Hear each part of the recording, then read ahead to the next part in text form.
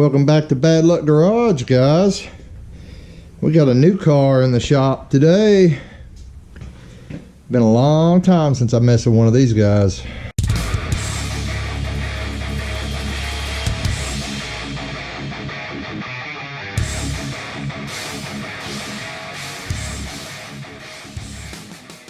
Got a 93 Z28. Only got like 60 something thousand miles on it. This is actually my uncle's car. He brought it over here for me to do the water pump on. You can see I've already took all the shrouding off here, but that's pretty much as far as I can go because it's fully warmed up. Matter of fact, probably not going to mess with this till after work tomorrow. But yeah, this was a funny story. When I was in high school, this was actually one of my dream cars. Shows you how old I am. Anyway, guys, we got our bottle heater in, which is kind of something I wanted to talk to you about today. So we got the bottle heater in itself, the element itself, and I actually got the fitting and the pressure switch in the other day. So here's the deal with that. You know, if you just order a bottle heater kit that comes with the wiring, switches, relay, and pressure switch to regulate the temperature, all that, you know, you're looking at usually 150 plus. Some of the kits are over $200. So what I did is I went on eBay and found this company, Pro Nitrous. They're actually out of North Carolina, I think, maybe South Carolina. But anyway, they sell just the element here for $35, and that includes shipping. Then I found a company called Dynotune. Some of you might have heard of it. They're just kind of like, you know, they sell cheap nitrous kits, but they sell this pressure switch along with this dual input fitting here, so I can mount my gauge and the pressure switch. But they sell that assembly there for it was like much was it? I think like $49.95 and then $10 shipping. So since I didn't need relays or wiring or toggle switches, because we already have our switch in the dash, we already have our relay panel we're going to build, I ended up being able to put together, you know, this nitrous bottle warmer for what's that, 30 and 60, 90 bucks. So that's not bad, guys. And in the future, when we end up with two kits, I'll have to order, you know, two more of everything. But anyway, so here's the deal, guys. It's real simple to hook up. Basically, you got your hot wire. Your hot wire is going to come from a relay. You're going to have a switch in the car. You guys know, you've already seen the video where I hooked up the big nitrous control center in the ashtray. You've got 12 volt switched power that's going to go to your switch for the heater. Then that's going to go from the switch to a relay. You always want to make sure you run a relay whenever you're working with something that's high load, like this bottle heater. Coming out from there, it's going to come to a relay. The relay will get power from the battery. So when you turn on the switch, it'll activate the relay. The relay will send power out to the bottle heater, which will come in here. Then the ground will come up, and we will actually connect the ground to one side of this switch. Then we'll run a wire out of the other side of the switch and actually ground it out. Now, it's a pretty simple setup, guys. If you want to know where I pulled switch 12 volt and everything, again, you can go back and watch the video in the Chinavette playlist on this channel. It's the nitrous, I can't remember if it says nitrous control panel installation, or it might say nitrous switch panel installation for C5 Corvette. But again, anything to do with this Corvette is in the Chinavette budget C5 Corvette build playlist, guys. I guess I can get rid of my heating pad for my back that we were using. I wasn't really using it to warm the bottle up. I was actually warming the bottle up with a heat gun, which I ended up Got a GoPro down there. The wife drove this Corvette today, so wonder how the GoPro ended up all the way back here. Bottle warmer is real easy, guys, as far as putting it on the bottle. You know, you're just gonna, this one's Velcro. Some of them have like wire straps, but you basically just put it around the bottle with Velcro, just like that. Ground wire is gonna hook up to one side of our pressure switch here. Now on the bottom of our pressure switch, and there will be links to everything in this video, guys. I'll put links in the description. But if you pull this little plug out of the bottom of the pressure switch, there's actually a, I think it's a number 4 Allen screw up in there, and that's how you adjust the switch for when to shut the bottle heater off. So what you want to do is turn this on, let the keep an eye on it, let the bottle pressure get up to where you want it. Then you want to just turn this adjuster screw inside the switch. Once it's where it's set where you want it, just turn it back real slow until you hear it click off. And when you hear it click off, then you know you've got it set. From then on, whenever you turn your bottle heater on, this switch right here should regulate it at whatever pressure you had it set at. Here we go, guys. We got our ground hooked to here. We have got to get a power wire from our relay up front. We got to get that power wire back here. I'm actually going to have to go buy some thicker gauge power wire, because the only wire that I have in there, the thickest wire I have, is 14 gauge, and I want to run probably 12 gauge for this. So I'm actually gonna go have to buy a spool of wire here in just a minute. But I need to buy parts for the Z28 in there anyway, new water pump and stuff, so I'll probably just go to the store and grab that. Okay guys, so like I was just talking about, I got my wiring taken care of back here. We have our power wire coming into our bottle heater. We have our ground wire comes back out of the bottle heater, goes into one side of the switch, then another ground comes out, and it's run up here with the power wire. I have run it under the carpet, over the hump, under the carpet here, and currently it is grounded out right here to my seat bolt for the passenger side seat. Now that is temporary, guys, so here's the deal with that. I didn't want to have to remove the console yet, but supposedly there are grounding points under the console here. Now at some point I'm going to be removing the console to run my wire here for my line lock. So at that point, when I run my wire down through my shifter boot and forward for the line lock switch on the shifter knob over here, you can't see it from this angle, but there's a button over here.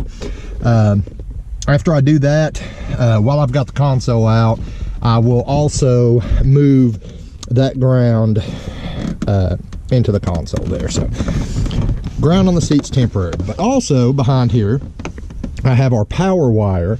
I have ran the power wire underneath here. I had to pull this panel out right here, the door jamb. So the power wire is running under here, and you can see it right here.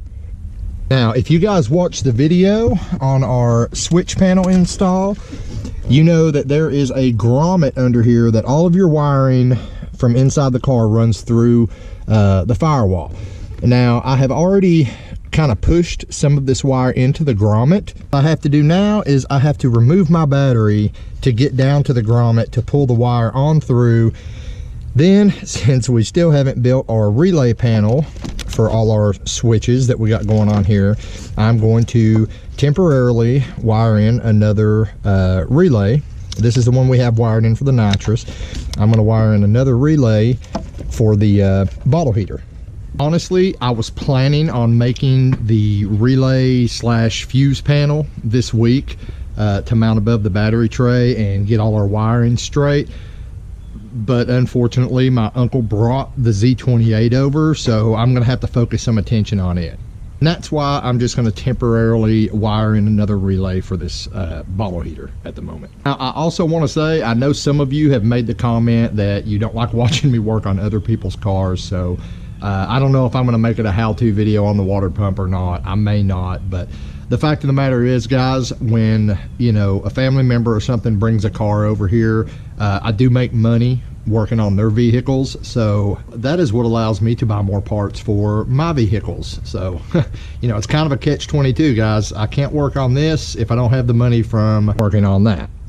And I'm going to tell you right now, I'm about 100% sure, now that we've got the nitrous working, that we are way beyond the limits of the tires that are on this car. So I'm going to have to actually maybe tonight get on eBay and order some 17-inch wheels that I can put some drag radials on to run on the back of the Chinavette, because yeah, I can guarantee you, even with a 100 shot, if I hit that straight out of the hole, yeah, it's not going to be pretty, guys. So this is our grommet I was talking about, and on the inside, it's a really, really tight fit. You got to kind of force this wire through on the inside. On the outside here, it's just like a really soft rubber. So what I did is I kind of cut a slit in it, and I was able to feed my wire through right here. So now that I've got the wire started here, I'm just going to go ahead, because I like to clean up as I go when I can, guys. So I'm going to go ahead and I'm going to go inside the car, put everything back together under the dash, and then come back out here and wire this baby up. Passenger floor is put back together, no wires hanging down. And I do want to say, for those of you who might be like, hey, aren't you going to show us how to put all that back together? Well, guys, here's the deal. I have already shown in several videos how to put this all back together here, because this is probably the 4th time we've taken it apart. You know, we had to take it apart when we installed the switch panel. We took it apart again when we installed the wideband. So you can check one of those videos out, guys. At this point, we are at the stage in this build where I have to start saying, you know, go back and check out the old videos, guys, because, you know, I know those who have been following the build for the last couple months since the beginning are probably getting sick of seeing the same stuff over and over again. So yeah, guys, there's several videos showing how to take this apart, put it back together, so check those out. And moving back up here, we are going to do the same thing that we did with our nitrous relay. We're going to add another relay. We are going to power it here. We're going to ground it off our big fat ground wire, extra ground wire that we ran. Then we have our trigger wire right here that runs to the switch in the nitrous control center we installed. And of course, the wire that we just ran will be our power wire to go back to the bottle heater. Just to review, a few videos back when I showed you guys how to wire up relays, I think it was actually in the it's probably in the nitrous video, one of the nitrous video, part 1 or part 2. But when I showed you guys how to wire up relays, everything I showed you guys, you know, not to do is pretty much what I just did. Again, this is temporary. We still got to make our relay panel to go here, and that's why I've got all this extra wire, guys, because when we make the relay panel, I want to make sure I've got enough wire. Bottle heater is hooked up. That wire's kind of tight. I'm not real happy about that. I think it's where I've got the relay tucked. Oh, there we go. That gave me slack. Okay, we're good. But anyway, it's hooked up. At this point, I'm going to turn the key forward and turn the bottle heater on and see what happens. Forward and bottle heater on. Oh yeah, and it's already getting hot, guys. Already getting hot. It doesn't take these things long to kick on. So so here's the plan now, guys. The bottle heater's hooked up. So now what I've got to do, I've actually got to open the system and check my pressure gauge. And I think I kind of went over this earlier. There's a little screw in the bottom of this switch. So what I've got to do is I've got to adjust that screw to where it kicks this on and off at a certain pressure. So in my case, woo, yeah, that bottle heater is getting real hot. So in my case, I'm going to set the pressure probably around 1,000 to 1,050 psi, because that's where I want to run it. Open the bottle right now. You can see we're only at about it's at a little over 800 psi. So we're going to let that warm up and let that get up to about 1,050 and adjust our switch. According to our instructions, it says the bottle, the pressure switch comes pre-adjusted at about 900 psi. In order to increase pressure, we need to turn the little 4mm Allen screw, turn it clockwise to increase the pressure or counterclockwise to decrease the pressure. So it says only do it a quarter turn at a time.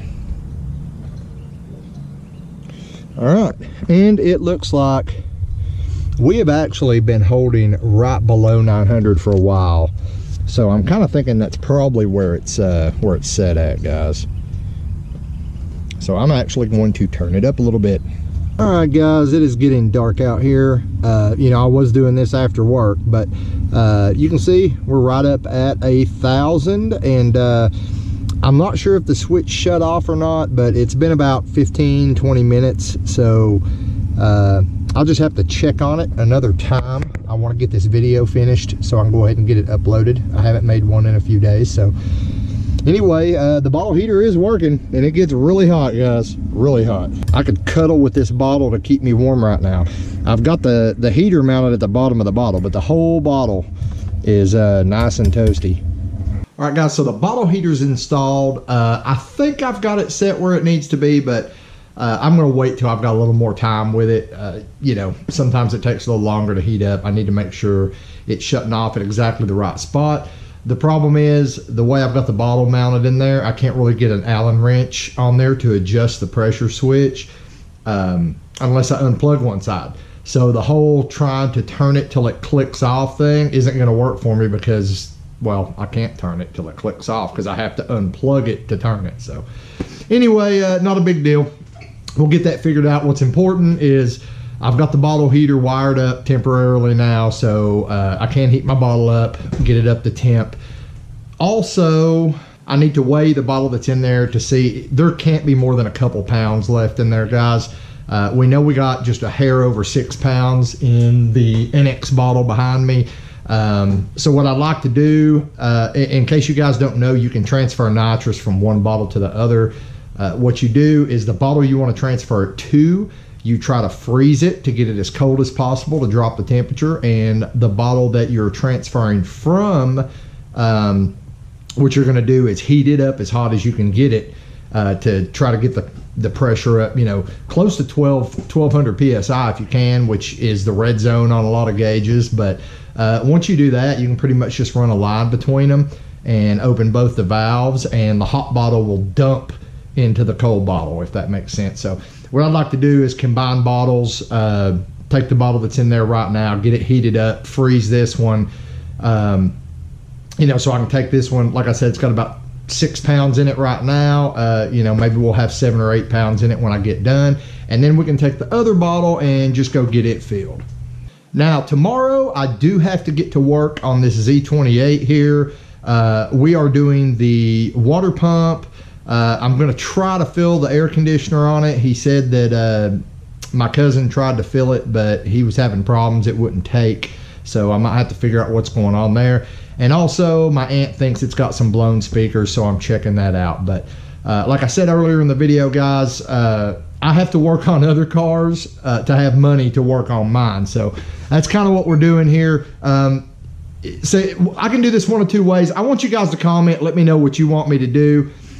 I could do a tutorial video on changing the water pump on this Z28, but the thing about it is there are not a lot of people who are still driving these cars that don't already know how to change a water pump. if that makes sense. I mean, most of the people who still have older LT1 F-body or Corvette, I mean, you know, they're guys that like to work on their own stuff. Water pump's pretty basic job. So if you want me to do it tutorial style, I will. Let me know in the comments. If not, then what I'll do is, you know, we'll just do one of those videos where I work on something and kind of talk about what's going on, you know, what's going to be going on, all that. And, you know, you guys can talk about how I'm boring and just ramble about random shit. Seriously, guys, throw in the comments down below. Let me know what you want me to do, because I'll do it either way. Like I said, I don't think the tutorial video is going to be very popular even down the road. It's probably not going to get many views because, well, like I just said, there's not a lot of people still driving these that don't know how to work on them. But if that's what you want me to do, that's what I'll do. Anyway, that being said, I was planning on starting to put the 6.0 back together this week, but now I got this Z28 over here, so I need to get this finished as soon as possible. Ideally, I would like to get it finished before the weekend, but if not, I mean, I've got a couple weeks to work on this. They just want to have it back in time to drive to Florida in December, so yeah, I've got a month, guys. I also wanted to thank you guys. I kind of put a shout out last night to share your favorite video on the Bad Luck Garage group page on Facebook. So to you guys that shared, I know some of you did, because there were a couple of my videos, like the How Much to Turbo video in particular, that just spiked through the roof last night. So I want to say thank you to everybody that shared their favorite videos, and ask you to do it again, guys. You know, if you've got a video that you like, share it on social media, share it with a friend, because that's how this channel grows. And you know, when I see those good numbers, the views spiking up, you know, that keeps me motivated to keep doing it too. So anyway, guys, if you like this video, give it a thumbs up, share it. If you haven't subscribed already, be sure to subscribe. And if you are subscribed, make sure you have clicked that notification bell so that you get notified when I put out a new video. So until next time, get out in the garage, get something done, and I'll see you guys next time here on Bad Luck Garage.